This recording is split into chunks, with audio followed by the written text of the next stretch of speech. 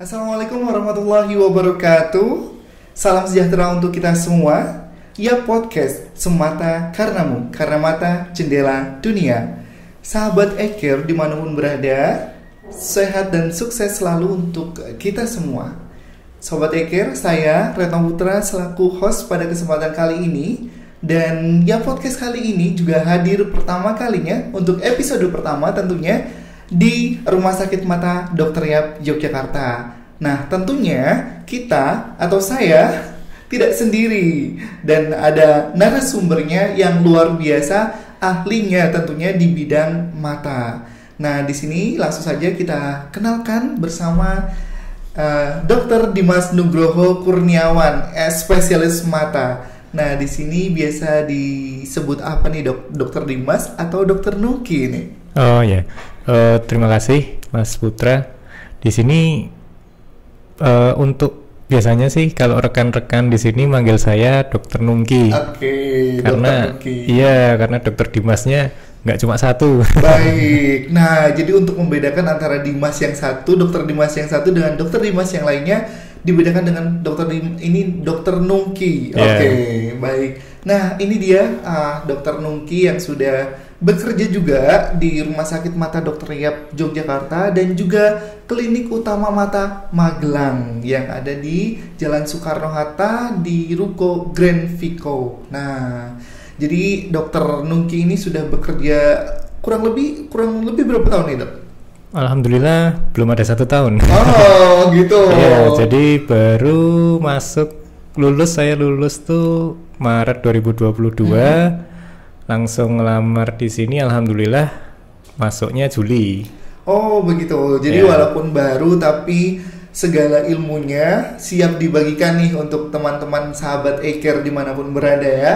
Tentunya bisa membangun ataupun menjaga kesehatan mata gitu ya, Dok ya, nantinya. Oke, Dok, di sini kita tuh ada temanya nih, Dok, pada kesempatan podcast episode 1 ini, yaitu LASIK PRK, New Sight for New Life. Nah, jadi penglihatan baru untuk kehidupan yang baru juga. Nah, sebenarnya LASIK PRK itu banyak sekali sudah diterapkan di rumah sakit. Tapi mayoritas itu masyarakat umum sekarang tuh banyak sekali menggunakan kacamata, Dok, ataupun lensa kontak seperti itu.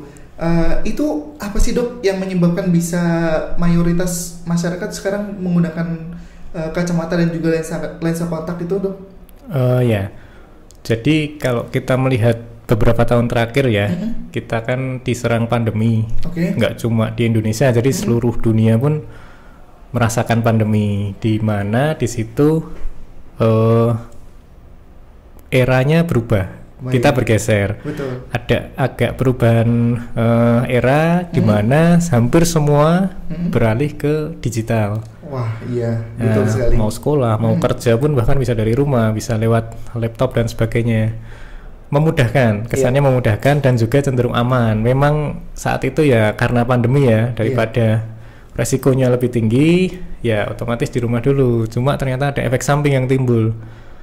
Ada myopia booming di situ, di mana aktivitas untuk membaca dekat tadi, terutama di layar ya, yang berjam-jam sampai bahkan kalau ada yang kerja meeting sampai malam hari, dia bahasanya tidak kenal waktu itu karena tidak jam kerjanya jadi cenderung melebar. Betul di situ otomatis interaksi dengan layar itu tadi jadi lebih tinggi. Di situ banyak orang-orang yang sebelumnya belum ada minus, dia muncul minusnya, atau juga yang memang sudah punya minus jadi tambah. Jadi tambah ya, Dok, yang minusnya. Itu gara-gara hal tersebut jadi masyarakat sekarang banyak yang menggunakan kacamata gitu. Ya, jadi karena akibat aktivitasnya, berkaitan pada aktivitasnya. Nah, jadi kecanggihan teknologi sekarang, Dok, tadi yang bisa menatap layar, menatap handphone, gadget, kemudian laptop, itu masyarakat menyadari bahwasanya hal tersebut bisa menyebabkan kerusakan ataupun kelainan pada mata. Itu benar nggak sih, Dok?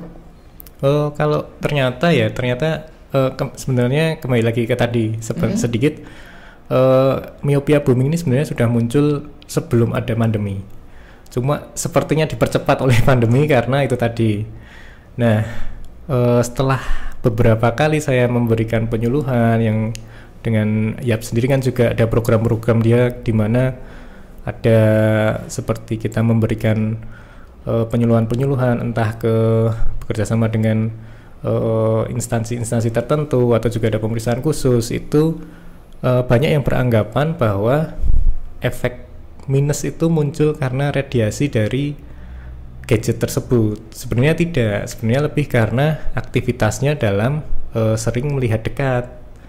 Jadi karena aktivitas melihat dekat tadi, mata cenderung bekerja lebih ekstra, di mana dia bisa memicu untuk adanya pertumbuhan bola mata itu semakin memanjang. Kalau miop itu kan minus itu kan karena dia bola matanya cenderung lebih panjang dibanding orang normal. Oh, jadi begitu ya dok? Iya, jadi ada pemicunya. Jadi bukan karena aktivitas teknologi canggih dari gadget, laptop maupun layar lainnya yang menyebabkan kelainan pada mata, tapi karena aktivitas cara melihatnya ya dok ya? Yeah. Lebih tepatnya seperti itu ya dok ya? Jadi lebih ke caranya sekaligus durasinya. Oh begitu, jadi caranya melihat dan juga durasinya itu yang menyebabkan mata menjadi memiliki kelainan seperti itu ya dok ya? Betul.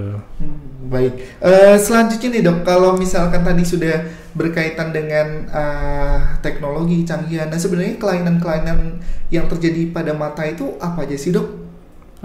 Sebenarnya banyak ya kelainan pada mata itu secara umum baik. Cuma kembali ke tema tadi terkait LASIK PRK ya.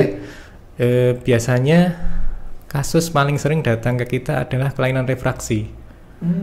Jadi pasien datang dengan kok saya untuk melihat jauh kok rasanya kabur, kok saya untuk melihat dekat kok rasanya kabur. Ternyata setelah diperiksa secara umum kondisi mata baik, cuma perlu dibantu dengan adanya koreksi dari refraksinya tadi. Bisa dengan kacamata, bisa dengan lensa kontak, bisa juga dengan tindakan pembedahan seperti yang akan nanti kita bicarakan lebih lanjut. Nah, faktor utama adalah keturunan. Tidak bisa dipungkiri kalau ada orang tuanya yang memang punya keturunan minus, silinder ataupun mata hipermetrop ya, hiperopia itu jenis-jenis kelainan refraksi ada itu yang paling sering miop, hiperopia dan juga silinder atau astigmatisme. Yang terakhir adalah presbiopia, itu karena mata tua. Nah itu faktor utamanya keturunan. Setelah itu tadi ada aktivitas yang menunjang progresivitasnya dia lebih tinggi. Wow, begitu. Jadi banyak sekali tadi yang sudah disebutkan oleh Dr. Nungki terkait dengan kelainan mata. Nah, di luar sana banyak sekali beredar obat-obat yang bisa menyembuhkan dan juga mengatasi kelainan tersebut, dok. Apakah itu benar adanya seperti itu atau memang bagaimana itu, dok? Ya ini menarik sebenarnya.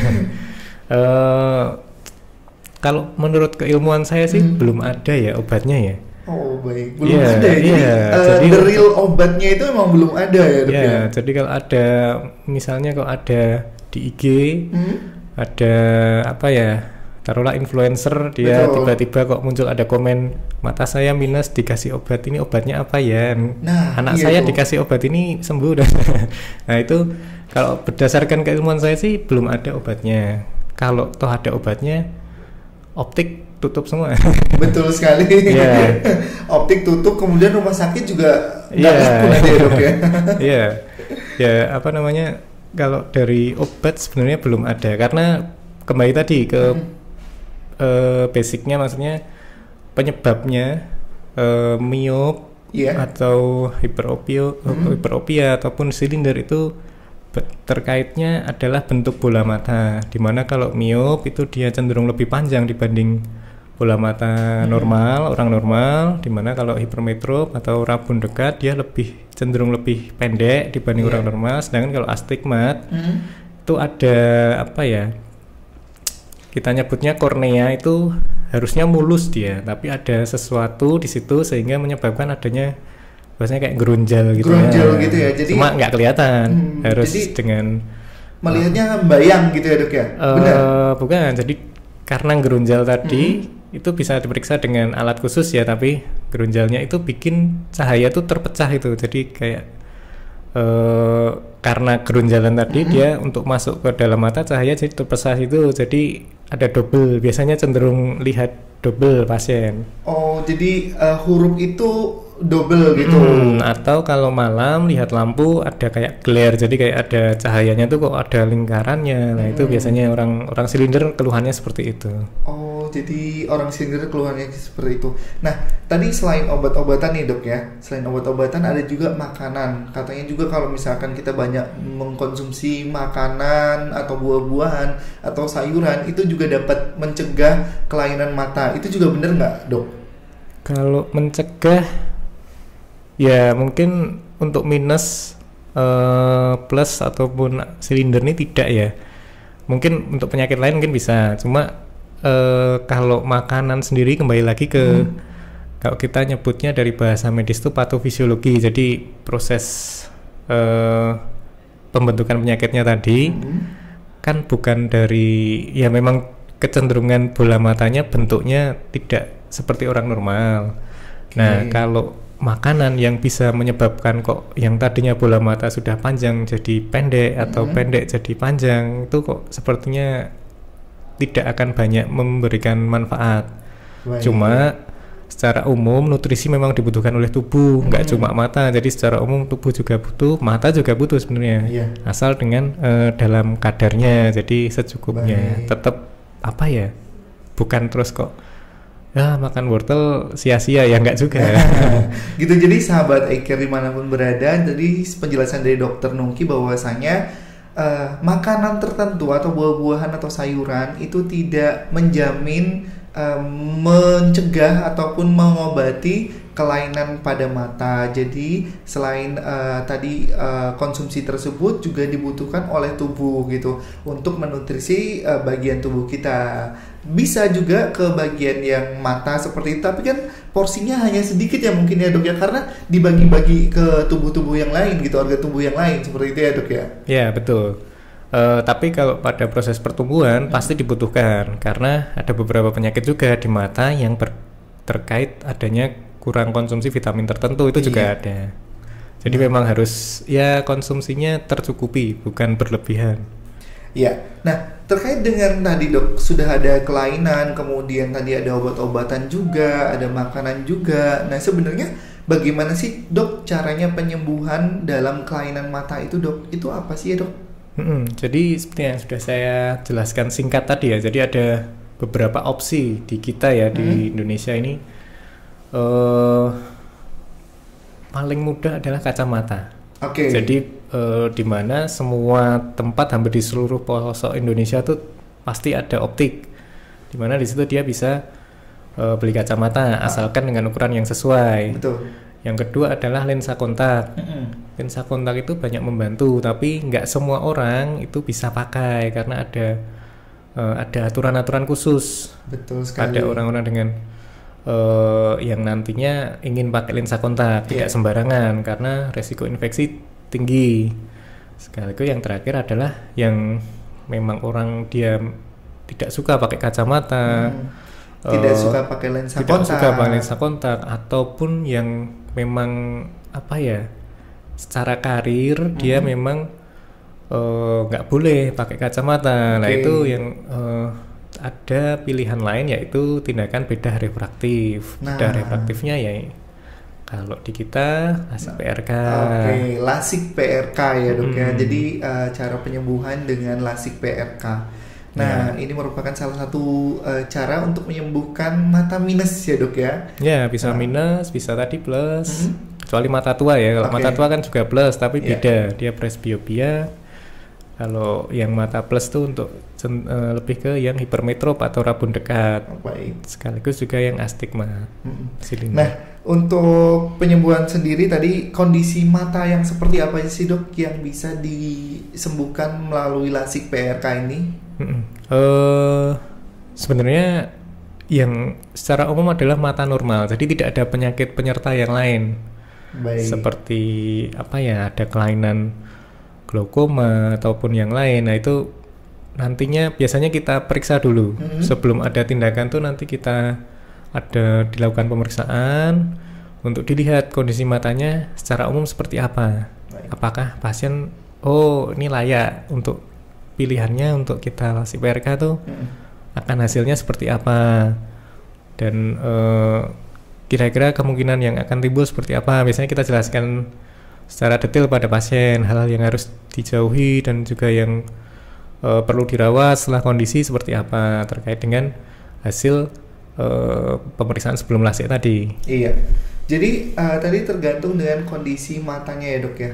Tadi kalau misalkan penyakitnya di luar dok, misalkan kayak ada dia diabetes ataupun dia ada lemah jantung ataupun yang lainnya, itu bisa juga nggak sih dok di LASIK PRK kalau misalkan di bagian mata sendiri itu tidak ada yang dokter sebutkan tadi, tidak ada glaukoma, tidak ada katarak seperti itu? Iya, sebenarnya secara umum kalau dari tubuh itu juga ada beberapa penyakit yang berpengaruh ke mata, seperti kayak beberapa penyakit autoimun atau tadi yang dijelaskan gula darah.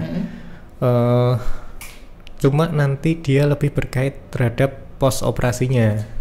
Jadi hal-hal yang perlu kita sampaikan ke pasien ya nanti kira-kira untuk setelah tindakan, hal-hal yang mungkin muncul setelah tindakan apa saja. Jika pasien ya memang pengen sudah mantep gitu cara-caranya ya, dan sudah tahu resikonya yang akan dijalani ya biasanya tetap bisa kita lakukan. Cuma memang kayak biasanya pada pasien-pasien autoimun yang terkaitnya nanti dengan adanya keluhan mata cenderung kering, itu memang butuh proses penyembuhan biasanya cenderung lebih lama karena terkait tindakan laser di pada mata itu hal yang hampir pasti muncul adalah mata jadi tambah kering. Jadi begitu. Jadi setelah melakukan tindakan laser PRK ini dia mengalami kekeringan gitu ya. Jadi itu efek sampingnya. Nah, tapi dalam pengobatannya itu bisa ya dok ya, maksudnya ada penanganan tersendiri gitu ya dok ya? Ada. Nantinya kita bawakan obat-obatan yang untuk proses penyembuhannya. Jadi yang menunjang supaya pasien nyaman, tidak kesakitan, dan juga proses penyembuhannya juga tidak terganggu. Karena kalau mata kering tuh rasanya nggak nyaman. Betul sekali. Walaupun saya belum pernah rasain, tapi kata pasien nggak nyaman.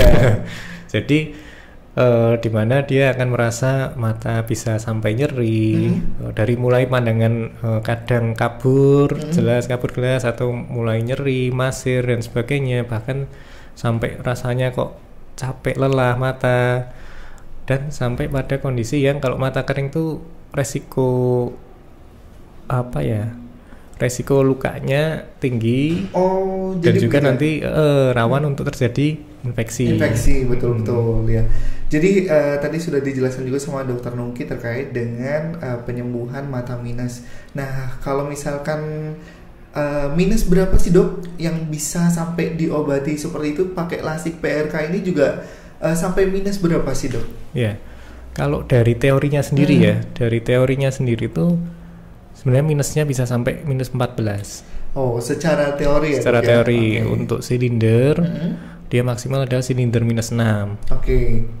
Nah, tapi pada pengalaman kita minus 10 ke bawah dia menunjukkan hasil maksimal. Jadi sesuai target. Biasanya kan kita ada pemeriksaan sebelum LASIK itu ada targetnya, nanti diharapkan seperti apa, pasien sudah kita beritahu.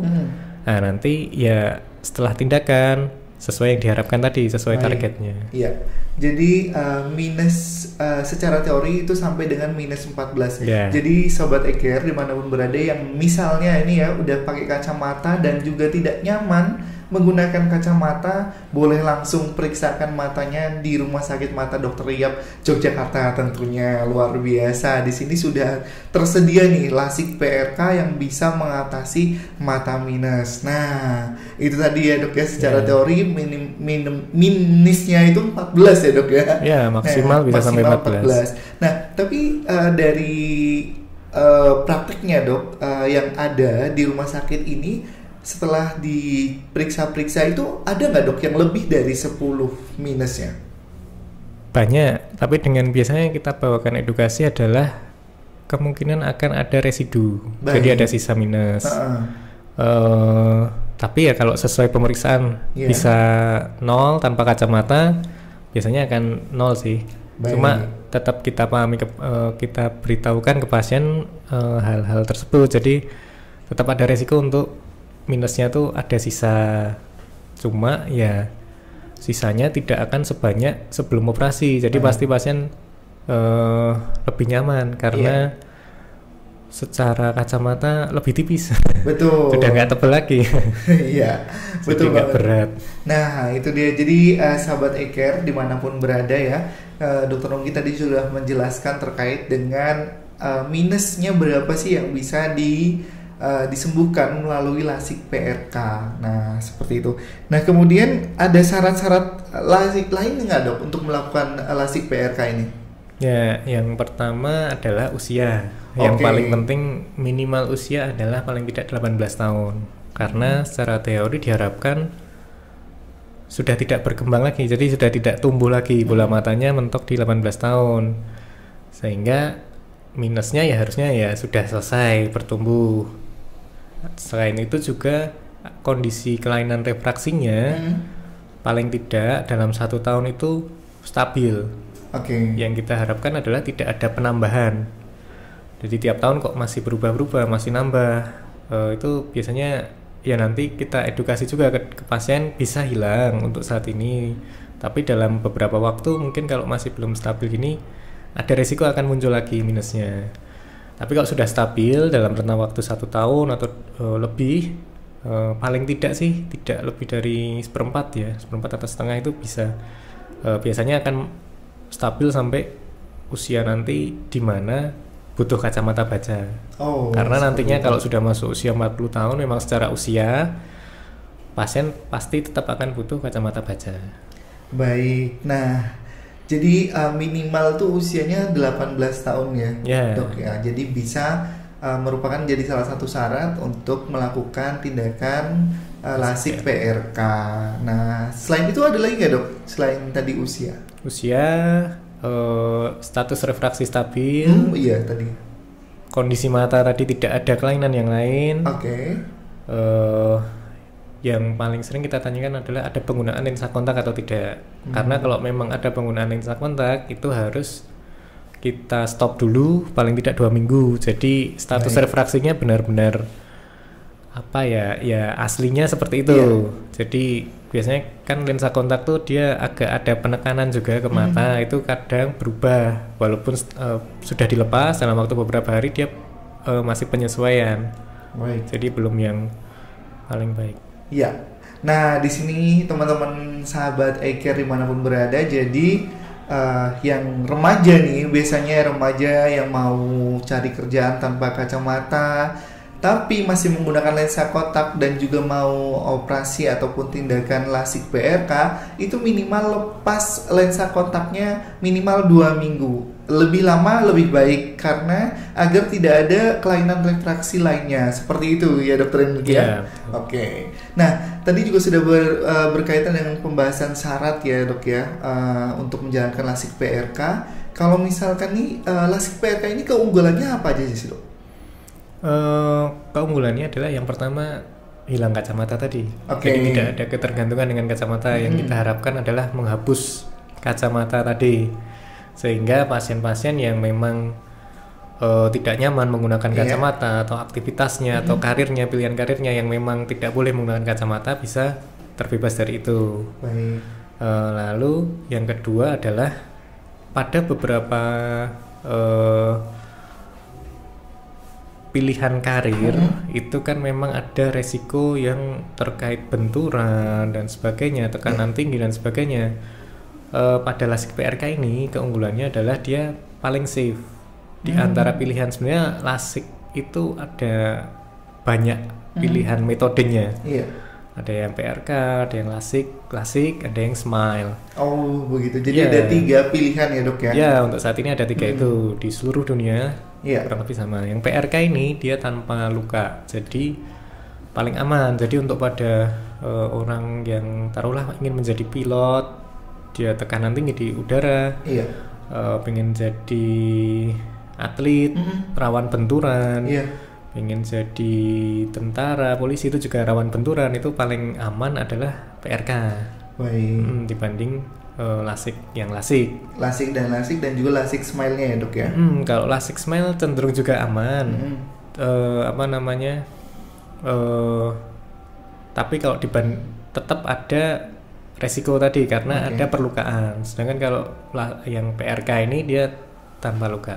Wah, ya. Jadi lasik PRK ini sahabat Eker. Jadi kalau misalkan sahabat Eker mau menyembuhkan mata minus atau silinder, itu bisa banget menggunakan lasik PRK karena tidak berbekas istilahnya ya. Jadi tidak menimbulkan bekas di matanya seperti itu, di bagian matanya tentunya dok ya, di bagian apa? Kornea. Nah, di bagian korneanya tidak ada menimbulkan bekas sedikit pun. Jadi kalau misalkan nanti ada pemeriksaan kesehatan, tentunya matanya terlihat normal seperti biasanya. Oke. Nah, dok, untuk lasik PRK sendiri ini dok, dalam melakukan operasi atau tindakan itu durasinya berapa lama dan apakah terasa sangat sakit gitu dok? Untuk durasi sendiri sebenarnya untuk dua mata itu bisa dikerjakan dalam waktu 10-15 menit. Oke. Jadi sudah selesai. Yang lama cenderung lebih butuh makan waktu adalah proses penyembuhannya. Oke. Jadi dimana kan diharapkan dia kan tumbuh sendiri, jaringan epitelnya kornea itu akan tumbuh sendiri. Nah di situ memang butuh waktu. Sekaligus juga ada mata cenderung kering tadi karena kalau mata kering proses penyembuhan pasti juga akan lebih lama. Makanya obat-obatan yang kita berikan sedikit banyak berpengaruh terhadap kekeringan mata tadi. Sekaligus juga beberapa hal-hal yang harus dihindari biasanya yang berkaitan dengan adanya mata kering tadi. Untuk tindakan operasi sih biasanya tidak sakit ya, cuma dia suruh melihat cahaya laser, selesai biasanya 10 menit selesai. Oh jadi tidak ada rasa sakit ya dok ya? Jadi tidak ada rasa sakit dan cara operasinya pun sangat cepat sekali ya? 10 sampai 15 menit ya? Oke. Itu antri atau operasi dok? Kayaknya kalau antri di luar sana itu kalau kita beli makanan atau minuman itu antrinya sampai setengah jam dok. Ini cepet banget, jadi lebih cepet daripada antriannya dok ya. Drive thru. Betul. Dan ini juga pengobatan lasik PRK ini juga tidak menimbulkan rasa sakit ya dok ya. Tadi sudah disampaikan. Nah, jadi sahabat Eker, sekali lagi lasik PRK ini sangat mudah, cepat dan juga tidak sakit seperti itu. Nah, tadi dok sudah menyampaikan terkait dengan keunggulan dan juga lama pengobatan dan lain sebagainya. Nah, untuk penyembuhan biasanya treatmentnya butuh waktu berapa lama sih dok? Oh ya, biasanya sih untuk minggu awal itu biasanya pasien masih akan mengeluh beberapa keluhan. Tapi mulai masuk 1 bulan itu biasanya cenderung stabil kondisinya. Dan didapatkan hasil maksimal ya pada masuk, kalau di pengalaman di pasien-pasien kita masuk periode bulan kedua atau ketiga. Baik, jadi itu akan bertahan sampai lama. Jadi setelah melakukan operasi ini ada beberapa perawatan yang memang harus wajib dilakukan agar minusnya itu tidak kembali ya dok ya? Ya, sekaligus juga itu tadi menghindari kondisi mata kering. Nah tadi ada anjuran nggak dok selain tadi setelah operasi itu pantangannya ataupun dilarang ataupun tidak boleh melakukan apa gitu dok? Jadi ada beberapa hal yang nanti mungkin Sobat iCare ya, panggilannya Sobat iCare, mungkin nantinya kalau mau tahu detailnya seperti apa bisa main ke Jogja Lasik Center. Di situ nanti ada beberapa hal yang memang setelah perawatan, setelah operasi lasik PRK itu apa saja yang harus diikuti, dihindari. Cuma secara garis besar tadi seperti yang saya jelaskan, ada beberapa hal tersebut itu intinya adalah menghindari mata untuk menjadi tambah kering. Karena mata kering nanti dia akan berakibat terhadap proses penyembuhan yang lebih lama, rasa tidak nyaman tadi, sekaligus juga ada risiko infeksi di situ. Jadi hal-hal obat, juga beberapa aktivitas yang perlu dihindari, nanti perlu pakai kacamata dan sebagainya, menghindari kafein itu ternyata mereka sedikit banyak berpengaruh terhadap kualitas air mata.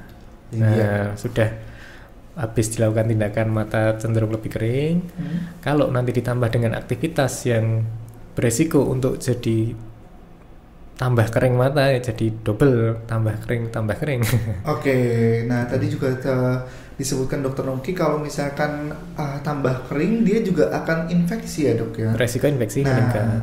Jadi sahabat e-care ketika sudah menjalankan aktivitas ataupun menjalankan operasi penyembuhan mata minus, itu dianjurkan untuk tidak melakukan aktivitas yang menyebabkan mata kering. Contohnya sering melihat layar gitu ya, sering melihat HP, gadget, layar laptop, kemudian gadget, kemudian monitor ataupun lainnya seperti itu. Jadi itu dikurangi. Dan juga kalau misalkan mau membaca itu juga harus ada jaraknya. Jadi semua aktivitas yang menyebabkan mata kering itu harus dikurangi agar penyembuhan dalam setelah melakukan LASIK PRK ini optimal seperti itu. Begitu ya dok ya? Iya betul. Sebenarnya tadi yang dijelaskan Mas Putra tadi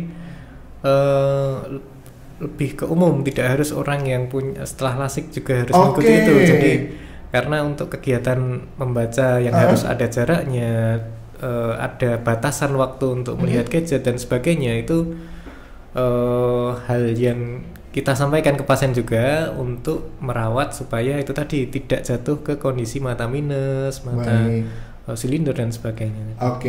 Jadi itu merupakan salah satu pencegahan jika mata kita normal ya. Yang sudah minus pun juga supaya nggak tambah minus banyak. Satu gitu. Jadi salah satu juga biar tidak bertambah banyak ketika mau LASIK PRK juga ya. Kita harus dijaga matanya. Jadi kondisinya harus aman, stabil seperti itu ya dok ya. Baik. Kemudian setelah LASIK PRK nih dok, apakah ada efek sampingnya seperti itu? Itu tadi mata kering. Kita jadi berbicara sekitar mata kering. Hampir semua pertanyaannya mengarahnya nanti kembali lagi ke mata kering. Karena mata kering tuh apa ya, banyak cabangnya. Jadi dia selain tidak nyaman tadi, jadi cenderung proses penyembuhan juga lebih lama dan juga meningkatkan resiko adanya infeksi. Yang kita takutkan yaitu tadi kalau ada infeksi, karena kalau ada infeksi nanti bisa menimbulkan perlukaan di area kornea terutama, yang setelah kita lakukan tindakan, nah itu kalau tidak tertangani dengan baik biasanya akan membekas. Baik, jadi seperti itu ya teman-teman ataupun sobat e-care dimanapun berada, penjelasan terkait dengan LASIK PRK, kemudian kelainan mata ataupun pencegahannya bagaimana tadi. Jadi semuanya itu bisa dikonsultasikan ataupun teman-teman sahabat e-care bisa berobat ke Rumah Sakit Mata Dr. Yap Yogyakarta. Nah, alamatnya ada di Jalan Cikditiro nomor 5 Kota Yogyakarta. Nah, setelah LASIK ini teman-teman juga bisa ataupun sahabat e-care itu bisa terbebas dari kacamata ya dok ya. Betul. Jadi itu merupakan salah satu keunggulan dari LASIK PRK, terbebas dari kacamata, tidak tergantung dengan kacamata. Iya, yang nanti kalau misalkan masih pakai kacamata itu saya lupa naruh kacamata di mana gitu kan, mau lihat itu tamu siapa yang datang juga harus nyari kacamata dulu. Nah, jadi kalau misalkan teman-teman apalagi yang mau mau menuju ke cita-cita yang mulia tadi, jadi abdi negara misalkan ya, jadi tentara, jadi polisi, kemudian dari pilot, kemudian jadi atlet juga. Nah itu perlu banget untuk menjaga kesehatan mata. Kalau misalkan matanya sudah minus, bisa melakukan operasi LASIK PRK di mana dok? Di Rumah Sakit Mata Dr. Yap Yogyakarta. Seperti itu sahabat e-care. Nah Kalau misalkan sahabat Eker ada pertanyaan, bisa banget menghubungi di DM Instagramnya Rumah Sakit Mata Dr. Yap ataupun channel-channel media sosial kami, dan juga ada nomor WhatsApp yang sudah bisa dihubungi untuk konsultasi, dan juga ada nomor teleponnya yaitu di 0274 544 744. Nah, di layar ini juga nanti akan ada nomornya gitu ya. Jadi sahabat semua bisa catat info-info pentingnya terkait dengan diskusi kita atau fun sharing kita, podcast kita pada kesempatan pagi hari ini atau siang hari ini ya. Jadi bisa banget untuk mendata ataupun menulis informasi terkait dengan pengetahuan, wawasan, dan juga bagaimana caranya untuk menjaga kesehatan mata seperti itu. Ya, Dokter Nungki, mungkin itu saja yang dapat kita sampaikan ke sahabat Eker ya, Dok. Semoga bisa menambah ataupun memberi pengetahuan baru kepada sahabat Eker bahwasanya untuk melakukan tindakan lasik PRK itu tidak susah, tidak sulit, tidak sakit, dan juga tidak serem yang dibayangkan. Jadi 100% aman gitu ya. Bisa dilakukan di Rumah Sakit Mata Dr. Yap, tentunya di Jalan Ciditiro nomor 5 Kota Yogyakarta. Mungkin ada yang disampaikan dokter sebelum kita tutup? Nggak ada sih, Mas. Oke, baik. Terima kasih sahabat Eker.